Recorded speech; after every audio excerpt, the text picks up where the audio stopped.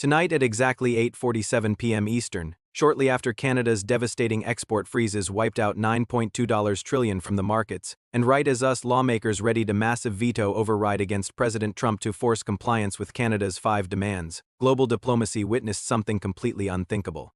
Canadian Prime Minister Mark Carney broadcasted live across CNN, MSNBC, Fox News, ABC, NBC, CBS, and dozens of international channels at the exact same time, promising a critical message to the American public. For 38 gripping minutes of primetime television, reaching a staggering 127 million viewers in the US and over 2 billion globally, Carney executed a ruthless, calculated, and undeniable takedown of President Trump's actions over the previous 6 weeks. This wasn't a standard political address. It was a dynamic, real-time prosecution.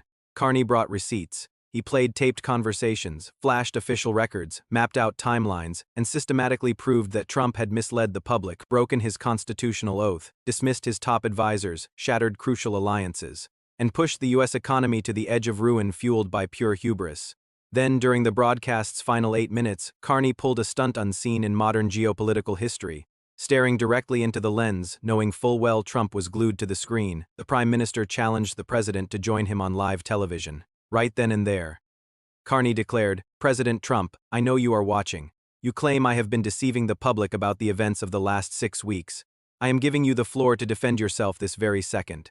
I am broadcasting across all major networks. Call any of them. They will patch you through instantly. Justify your choices. Tell the American public why you broke the USMCA. Why you menaced Canada's borders, why you bypassed your own lawmakers, and why you threw out expert warnings.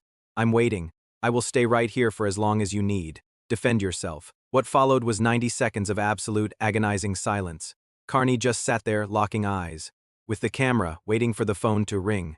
Trump never dialed in. The Oval Office remained entirely silent. Over 100 million Americans watched a foreign head of state dare their commander-in-chief to a real-time showdown, only to watch their president back down. It was a masterfully orchestrated trap designed to embarrass Trump on the world stage, and it was executed flawlessly. In this video, I will break down Carney's entire 38-minute address and the hard proof he leveraged to dismantle Trump's narrative. I will walk you through the precise timeline of the live challenge and explain why that minute and a half of silence was a psychological masterstroke. I will also uncover the sheer panic happening inside the White House during the broadcast, revealing why Trump's inner circle desperately kept him off the air. Plus, I will detail how Carney pulled off this massive multi-network coordination and analyze the devastating blow to Trump's reputation after refusing to stand his ground. Make sure to subscribe to the channel and share this breakdown if you find it insightful. Let's start with Carney's introduction because the first 5 minutes perfectly framed the devastation to come. Sitting at a plain desk flanked by a Canadian flag, Carney stared into the broadcast feed and began, "Good evening. I am Canadian Prime Minister Mark Carney. I am addressing you tonight because the historic bond between our two countries has suffered catastrophic damage over the last month and a half, threatening both of our economies and the global order. I am here to lay out exactly what unfolded, why it happened, and the necessary steps to fix it. I am not talking to foreign officials or politicians. I am speaking directly to the citizens of America. Because you are owed the truth regarding your president's behavior. Tonight I bring evidence. You will see official documents, hear recorded calls, and review exact chronologies. Every piece of information is vetted and real. I will state nothing that I cannot back up, and when I am finished, I will openly invite President Trump to justify his choices live on the air. If he thinks I am dishonest, he can say it. If he feels his choices were right, he can explain himself. I am offering him this floor in the name of total transparency." From there, Carney took 25 minutes to construct an airtight case. He laid out 7 primary charges, all backed by hard data. Charge number 1. Trump unlawfully breached the USMCA. Carney put the treaty text on screen, circling Article 2.4, which strictly forbids these kinds of tariffs. He followed up with the February 20th verdict from the USMCA arbitration panel, which ruled the U.S. actions illegal. "This isn't my personal view," Carney stated. "This is a binding legal decision from a panel featuring 2 judges appointed by America. President Trump broke a signed treaty. That is an undeniable fact." Charge number 2. Trump endangered Canadian sovereignty. The broadcast shifted to Trump's February 14th Truth Social post hinting that Canadian territories could be absorbed into the U.S. Carney read the post word for word, then showcased 3 more instances where Trump echoed that exact sentiment online and at rallies. Carney stressed, these are the president's own statements, constantly implying that Canadian land is up for grabs.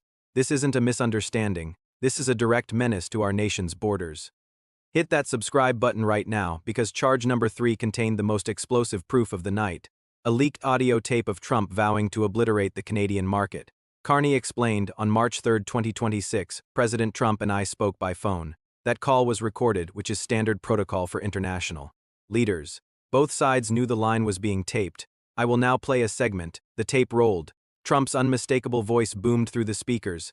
I will destroy the Canadian economy. I will cut you off from us markets. I will make sure no American company does business in Canada. I will turn Canada into an economic wasteland. As the tape finished, Carney looked back at the audience. That is the American president threatening to financially ruin his nation's most loyal ally and biggest trade partner. President Trump later insisted this tape was a deepfake. I have here verified reports from 3 separate audio forensic agencies proving its authenticity. The lab results flashed on the screen. President Trump lied when he called it fake. Charge number 4. Trump dismissed expert intelligence. Carney brought up a leaked February 3 National Security Council document cautioning the president against antagonizing Canada while Carney was in charge.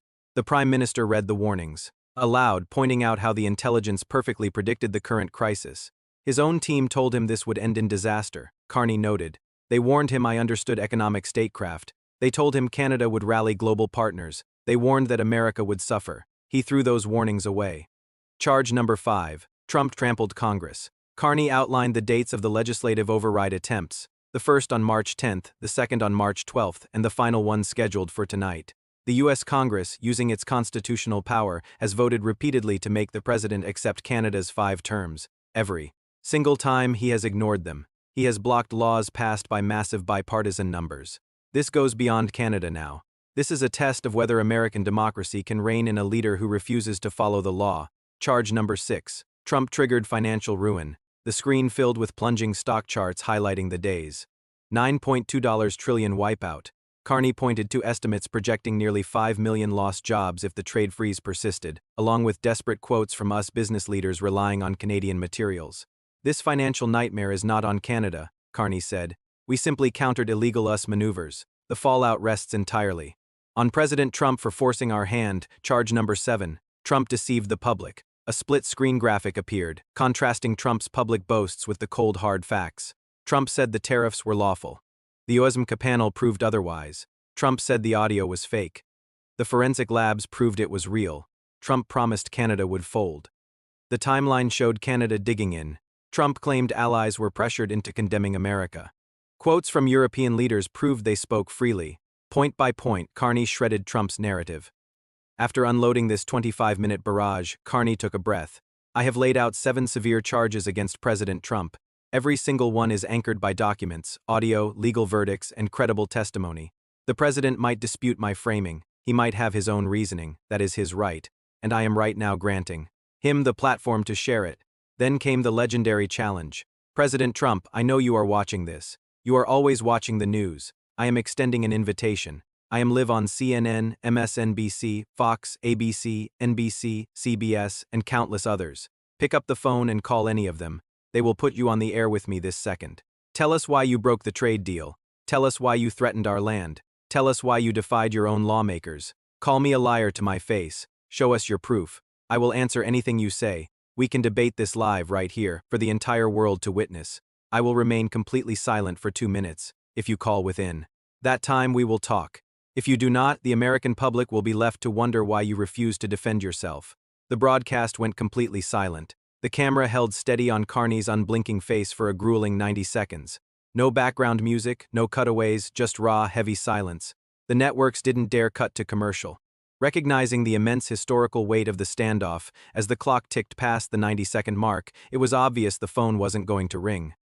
When the 2 minutes wrapped, Carney finally spoke. President Trump has declined to explain himself. That is his decision, but his absence is deafening.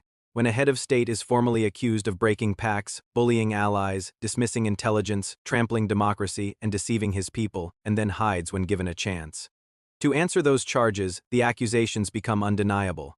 Carney then pivoted back to the viewers. Citizens of America, your lawmakers are voting tonight to mandate acceptance of our 5 conditions. They are straightforward. Drop the illegal tariffs, recommit to NORAD, walk back the border threats, provide financial restitution, and respect our sovereign resources. The second these are met, Canada will lift its trade blocks, restore the power grid, unfreeze accounts, and begin healing our alliance. But if President Trump stubbornly continues this path, defying Congress and refusing common-sense solutions, the economic collapse will only speed up. More businesses will fail. More paychecks will disappear. Your nation will bleed, and it will be President Trump's doing, not ours. For your sake, I hope your lawmakers force his hand tonight. Canada is waiting to resume our partnership the moment America keeps its word. With that, Carney signed off. This sets up 3 potential realities for tomorrow. Scenario 1, reluctant compliance. Trump, staring down a guaranteed 25th Amendment removal if he continues this illegal holdout, commands his cabinet to fulfill the 5 terms before noon. The Canadian bans lift, the stock market breathes a sigh of relief, and the nightmare fades. However, Trump is left politically battered, publicly emasculated, and defeated. Scenario 2, a cabinet mutiny. Trump refuses to budge. By 10 o'clock a.m., the cabinet triggers the 25th Amendment. The vice president takes the reins, implements the demands by noon, and Carney ends the freeze. The immediate economic threat is resolved, but massive constitutional chaos erupts as Trump wages war to keep his seat. Scenario 3, total destruction. Trump digs in and his loyal cabinet refuses to invoke the 25th. The clock strikes 12:01 p.m. Carney pulls the trigger, expanding export bans to over 80 new sectors. The American economy instantly plummets into a catastrophic depression. Within hours, millions take to the streets demanding Trump's exit. By Sunday, the Pentagon signals they will not back any attempts by the president to enforce martial law. By Monday morning, Trump is either forced to resign or dragged from office. We are currently monitoring the late-night implementation progress, watching closely for any cabinet murmurs regarding the 25th Amendment and waiting to see if Trump attempts any further retaliation against Carney's masterful television trap. Carney cornered Trump on live television, stacked up undeniable proof, and demanded an answer. The president blinked. 127 million Americans witnessed their leader look weak, cornered, and terrified of a fair fight. Tomorrow at noon is the final deadline. Either the demands are met or the American economy flatlines for good.